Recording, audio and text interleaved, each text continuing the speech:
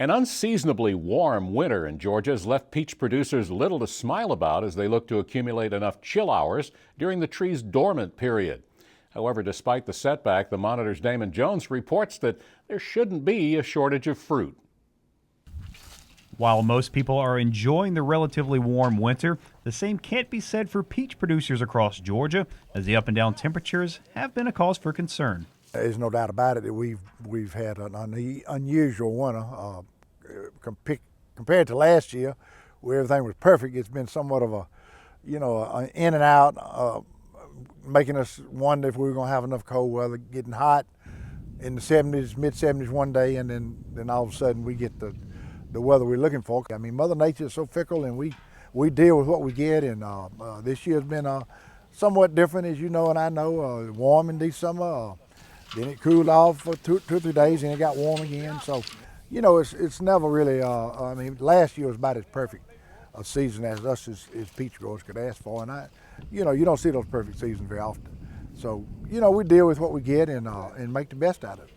And so far it's been dealt with pretty well, as no drastic measures have been taken despite the unusual weather. In fact, with the recent cold blast, Lane says things are pretty much on schedule.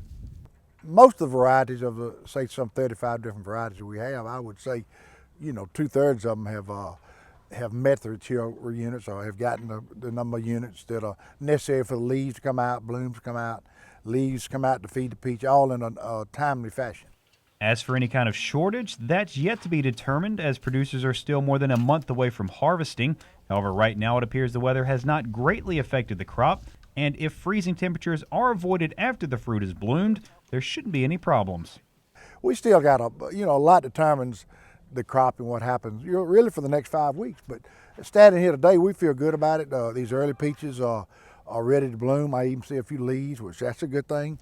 That means you've had not only enough chill units to bring the blooms out, but the leaves to feed the peaches. So, we feel good about the early peaches, and I think the late peaches as well.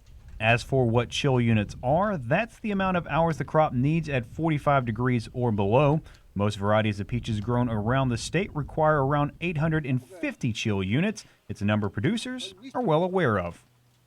The breeders up at Clemson and up at Byron test these varieties, and when they feel like they're good, good growing varieties for this area, then they release them, and we plant them based on the knowledge they give us. So when we buy these different varieties or repeat varieties that we know, have a history of, then we know that these varieties are what it takes to make them bloom and leaves flush out and have a good crop. And that's very important for one of the state's signature items.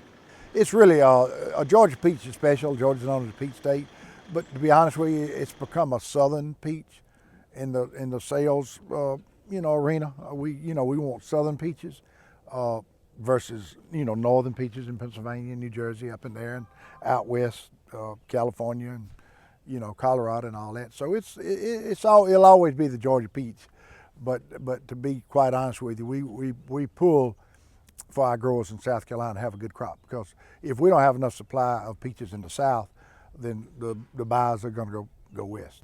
For the Georgia Farm Monitor, I'm Damon Jones.